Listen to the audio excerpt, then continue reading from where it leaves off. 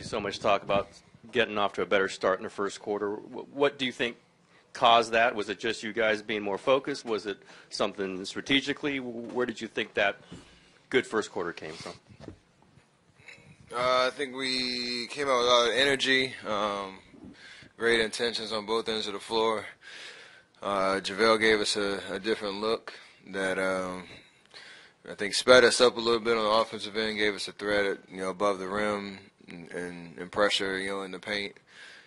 And for the most part, we took care of the ball, which was, winning the possession game for us was huge. And it was nice to kind of, like you say, build a lead and play from ahead, the entire game and take advantage of those first 12 minutes.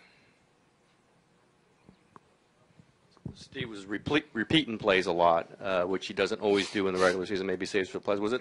Did you feel a different kind of energy just in the plays he was calling, in the rotations even? I mean, yeah, but a lot of that's on us as players to be mindful of that and understand what's working. And until a team stops it, you gotta continue to milk that player, that set. And so he's making calls throughout the game to try to get us in the right spots. And if something works, if we get a stop, we don't have a transition opportunity, slow it down, get to where we want to be, run that same play again. And like I said, until they stop it, that's just great basketball and it's smart basketball. So it's a balance of that to understand what we're trying to do, especially late in games. Steph, you hadn't had one of those buzzer beaters from way back for quite a while. I don't think this season. How fun is that? I mean, that has to feel pretty good. I always try for Big Mo. I've shot a lot of them, I think, this year. Just sling them up, try to get it off in time and see what happens. Obviously, I feel like everyone I take has a chance to go in, but when it does happen, it's just a good vibe, to end the quarter, end the half, whatever it is, and not really worried about shooting percentages or whatever. Just chuck it and see what happens. Steph, Clay made his first 7 shots. I think you were 10 for 12 in the second half. You seem very fresh. I mean, how rejuvenated do you and Clay and feel after the break, and does that translate to shooting, do you think? I think I missed every shot in the All-Star game so I could make sure I could hit them when it counted during the regular season. So that's my excuse. Clay was hot in Sunday in L.A., and he carried that over. So 2 different ways of approaching All-Star Weekend in that first game back. A lot's been made of, JaVale starting tonight. What kind of energy do you think he brought in the starting lineup this evening? You guys got off to a quicker start than usual. So how do you think he fared being in a starting lineup? I think he played amazing and gave us great energy. Like I said, Zaza's given us a great presence ever since he joined the team last year in that starting lineup. But just with the way things have gone this season, Coach wanted to switch it up. And I think JaVale just – I mean, he's proven that he gives us a different type of threat with a guy, rolling to the basket like that, putting pressure on the rim, and with shooters all around, and Draymond's a playmaker, the whole deal. Like, it's a fun way to play. I think it gives us a little bit more energy early, and he took advantage of those minutes. And so it was a good start to that rotation. We'll see, how if it continues, and I know he's ready for that opportunity. He's been working hard, and for a guy that 2 months ago, I think, was talking about trades and all this other stuff, to stay locked in and understand that his time will come. That's kind of what our team's all about. You made that 3 in the second half with a fan in the first row yelling at you. You turned around and maybe said something. Did you know that was Steve Ballmer, by the way? I saw him the whole game, yeah. He's a great he's almost like another coach on the opposite side. He was giving them words of encouragement and even on defense trying to distract us. So that particular play, I was kind of all alone on the wing, and he's chiming in and see if he could throw me off my game. So I wanted to give him a little look. Last one for Ronnie. Stephen, one of your teammates said that you guys were shown some numbers, and he described them as horrific in terms of defensive numbers. What did you take away from that conversation about especially defense early in the game? Yeah, they were pretty bad. They were pretty bad. Just thinking about where we've been, last year, the year before. I guess specifically last year to this year.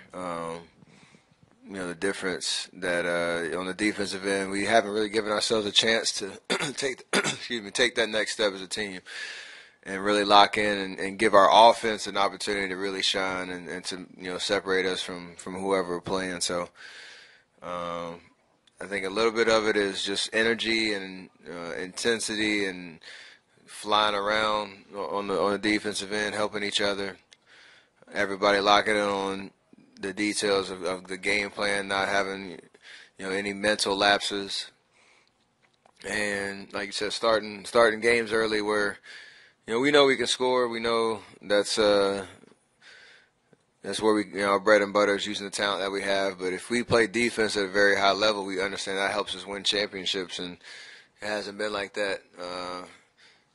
Honestly, since I got back, but I think we relied on our offense so much that you start to lose focus on and lose appreciation for how just I guess impactful we can be on the defensive end as a unit. So. We needed to see those numbers. We knew it already, but the numbers didn't lie.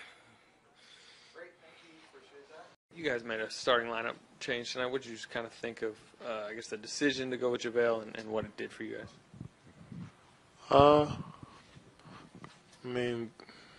We got two centers that play two different ways, and sometimes definitely Zaza comes in there and gives us a different punch with his physicality and his smarts in the pick and roll, passing the basketball.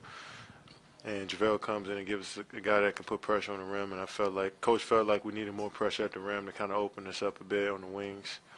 And but I thought Zaza handled it well. He came in, played extremely hard. We're going to need both of those guys. No matter if they're starting or coming off the bench, we're going to need both of them to be solid and play good basketball. So, we put a lot of emphasis on starting, but some of the best players come off the bench and play huge minutes, so it really doesn't matter. I'm glad that both of them will get minutes, and JaVale came out and played well, but we're going to need both of them. Clay became the 10th player in franchise history to score 10,000 points tonight. What's it like playing alongside a guy like Clay? It's amazing because he just really doesn't think out there. He goes out there and just plays free, and it's contagious, and especially when we're going through ruts and mentally we out of it a bit. You could look at Clay, he's still playing the same way, and we respect that. I'm happy I get to play with somebody that puts in that much work and displays it on the court every night. Kevin, you guys, in the first part of this game, there was a level of intensity that was almost like playoff-like, and it kind of put the other team, put the Clippers on their heels a little bit. Was it by design to get that fast start so you can get rid of all that talk about the slow start, first quarters, and so forth? Really, the talk doesn't matter. We did it because we just wanted to play better, and I think we did a good job of they had 23 in the end of the first, and after that they scored 30 every quarter. So first quarter, we got that out the way, but we got to also know we got 4 quarters of basketball to play. So we're not impressed with giving up that many points the last 3 quarters, but we started the game off well. Now we got to put the full game together. Steve said that there were a lot of good things to build on from tonight's game. Do you agree with that? What are some of the things that you saw? I seen that we were up 17 a couple times, and we just let them back in the game. Mm-hmm. I felt like we could have knocked them out earlier, and we had 3 turnovers there in a row, and that gave them life. So.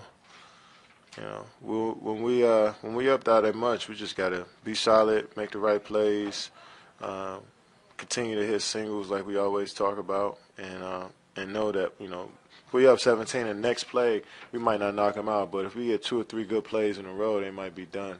So once we get to that, I think that's we're gonna take the next step and go to the next level, which we're already at a high level in my opinion, but. That's what I seen tonight, and we executed down the stretch. Our second unit executed at the start of the second quarter, so that's a plus. And, we got to keep pushing. How are you feeling? I saw you take a hit early on. I'm good. Side. You I'm straight? You did have the lineup change. Looked like Kerr tightened the rotation a little bit and then maybe got you in that second quarter a little earlier than normal. Do you sense the coaches have approached these last 24 games a little more seriously, and do you react to that? No, they've been approaching it serious the whole time. I mean, it's on us to go out there and execute the game plan. And obviously, coaches and players could be better. I mean, that's just what you want when you're trying to be great. But they've been locked in all season and been challenging us to be a better team all year. So I felt like they may have made a couple more adjustments with the lineups, but other than that, I mean, they've been on point all year. Prior to tonight's game, the last 8 games, you guys split those, and it seemed like you really take issue with people saying this team is struggling. No, I don't. No, I mean, I said that one time. I said it yesterday. I haven't been talking about that for longer than a day. Hold on. During that stretch, okay, you would say, like somebody say we're struggling. Like, nah, we'll be good. We're going to get. Yeah. So it seemed like why. I'm just positive. And I see what we can do. I see who we are. I see what type of players we have and how hard we work. So I just can't come in here and say that we're, in a rut or things are going bad for us. Even if we are struggling, I know we can get out of it quick because we got a mentally strong team, we got a smart basketball team, and we got a smart coaching staff. So I'm just optimistic every night going into the next practice that we're going to continue to get better. And I always took that approach to basketball, so excuse me if I don't agree with you. Kevin, you always want to take one at a time, I understand, but is it a little bit easier to be fully engaged and when you know the season is starting to wind down a little bit and the playoffs are coming, is it a little bit easier to get into that mode, a playoff mode, when you get to this point of the season? Tomorrow's never promised. And I feel as though if we got to take every possession seriously, and if we want to get to where we want to get to, we can't skip any days. We can't fast forward to the playoffs. So we might as well just lock in to where we are today, because you never know what will happen tomorrow. So that's always how we approach this thing. That's how we try to. And obviously, our minds tend to wander. That's just how we are as humans. So it's hard for us to stay focused every second. That's what you're fighting against, and that's what makes a really good basketball team is if you fight against, thinking about other things. And so it's always about winning a possession each and every time you step on the court. In practice, going every rep, trying to go as hard as you can, and shoot-arounds, doing the same thing. And then when you're done, working on your individual game. So it's a challenge every single day that you got to be mentally ready for. And it starts with games and practices, and we can't look down the line. We just got to focus on what's in front of us, because if we don't, we'll look up and we won't be ready for when that show starts. So, that's how I look at this thing. Kevin, you guys obviously shot 63% tonight. Clay made his first 7. Steph went 10 for 12 in the second half. How much can the break sort of rejuvenate outside shooting? And does that last or just kind of give you fresh legs for a couple games? Or I don't know. I don't think the break has anything to do with it. Those guys put in work. They work on their jump shot. It's about repetition. So if you shoot as many times as you can, it's about trial and error. So if you miss him to the right, you'll figure it out. If you miss it to the left, you'll figure it out. So Steph shoots a bunch of shots every day, and if he's missing, he'll figure it out and try to correct it during his workout. Clay the same way. I'm the same way, along with the rest of the team. So break or not, you got to put the work in. I think that's what this team does, night in and night out, day in and day out in practices, shoot-arounds, and it happens. And then also when you see a guy make eight threes and Clay start off 7 for 7, it's because they put that work in when y'all aren't around. So, if you want to shoot well next game, you got to come in tomorrow and put some more work in. Been talking about getting off to better starts. Do you think JaVale in the starting lineup keyed anything? What did you think about that? I think JaVale played well in his minutes. I'm not going to say JaVale was the key, and I think everyone just locked in better. But JaVale was great in his minutes. He gave us, a different threat at the rim, and he gave us great energy. So, in saying that, it did help with the energy that he brought to the floor. But I think we just had a different focus level as well.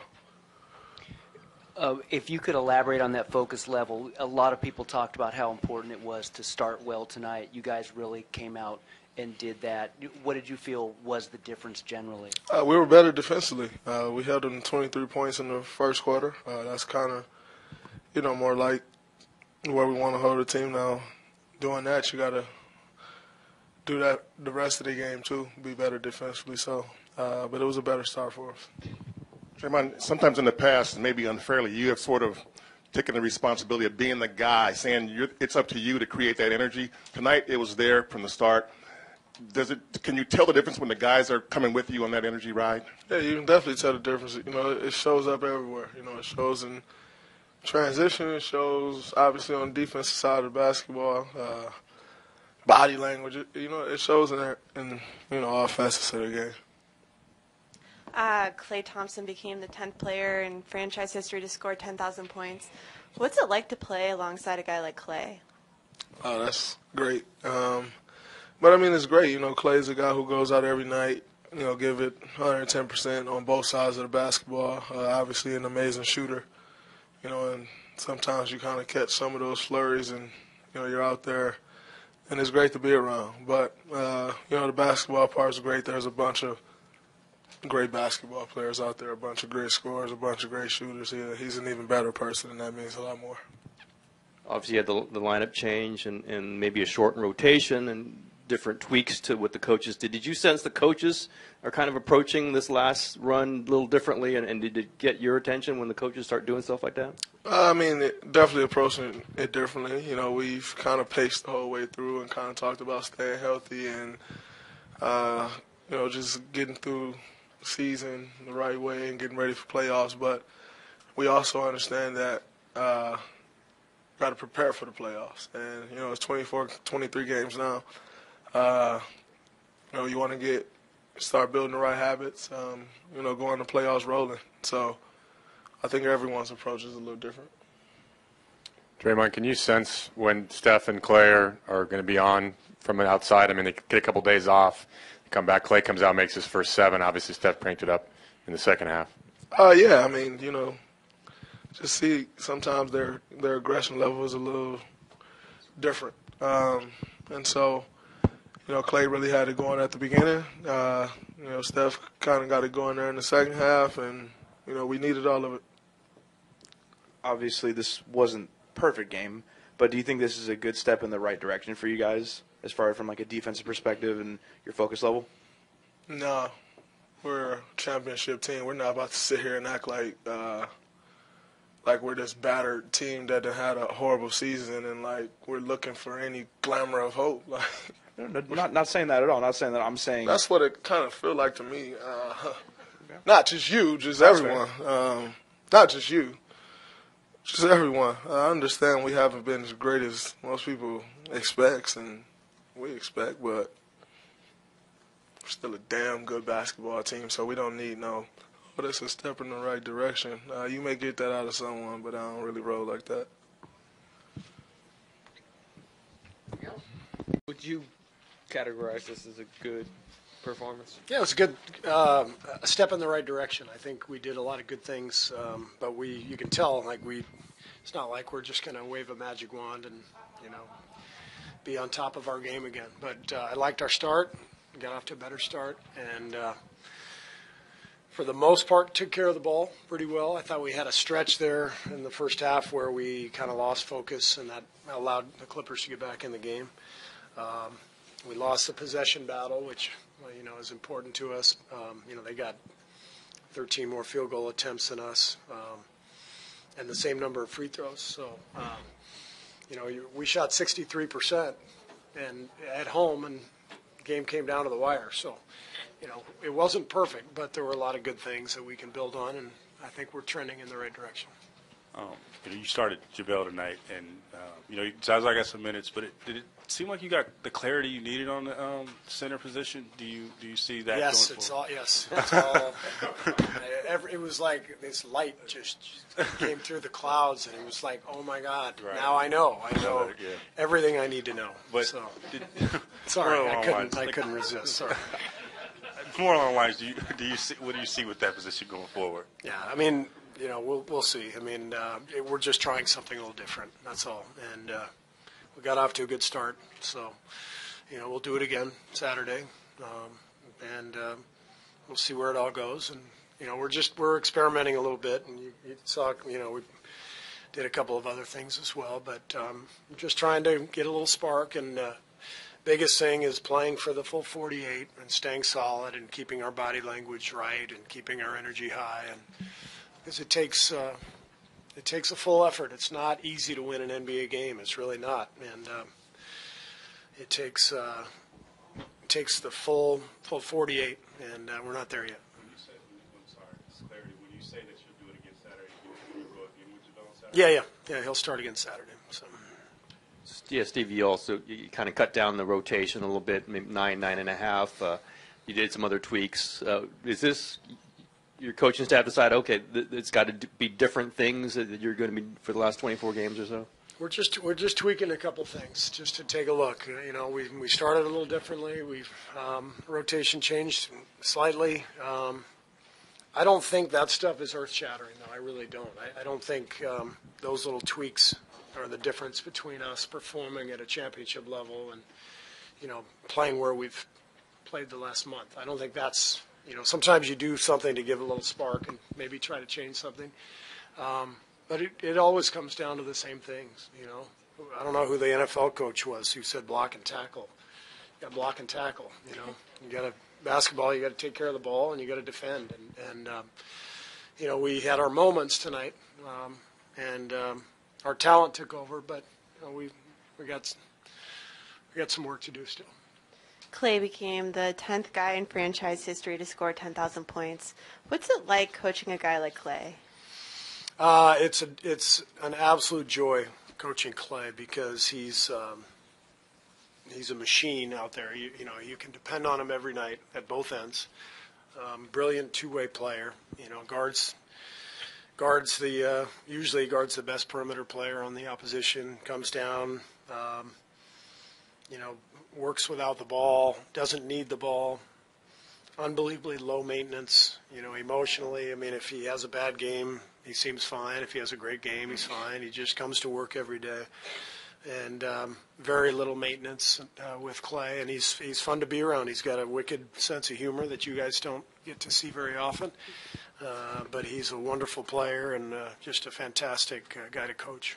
Steve, there was a moment in the fourth where the Clippers had a little run. They brought it within 2, and you didn't call timeout in that moment. And Draymond said he appreciated that there's a level of trust. There's a level of letting the guys on the court just figure it out. Is that what was in your mind, too, that figure it out guys moment? Yeah, I mean, I think there are moments like that in the game where the guys have to play through stuff. You can't keep calling timeouts, and you want to keep your timeouts for the end of the game so you can advance the ball.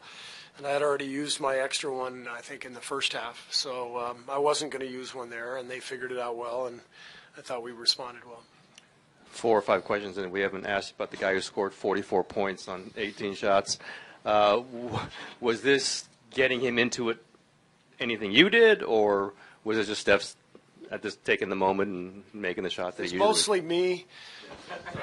Yeah, mostly me, and then a little bit Steph. No, we didn't do anything differently.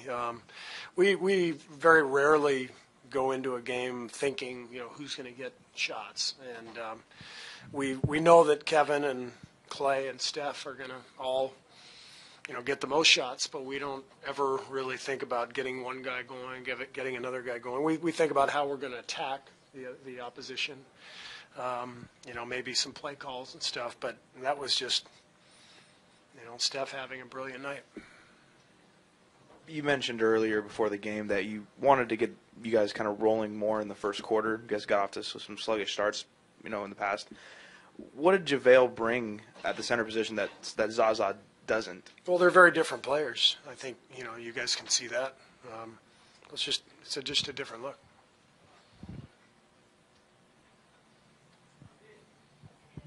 You're not one usually to go to the same play time and again, and especially not the pick and roll, but the last, I think, 4 possessions in a row late, you guys ran that same double screen with Steph. Was it just an obvious mismatch you guys thought you could take advantage of, or was there anything particular that caused you to decide you wanted to do Well, that? it was working, it was working. So when something like that works and, there's no sense in going away from it, so. Lou Williams did score 50 the last time against you guys.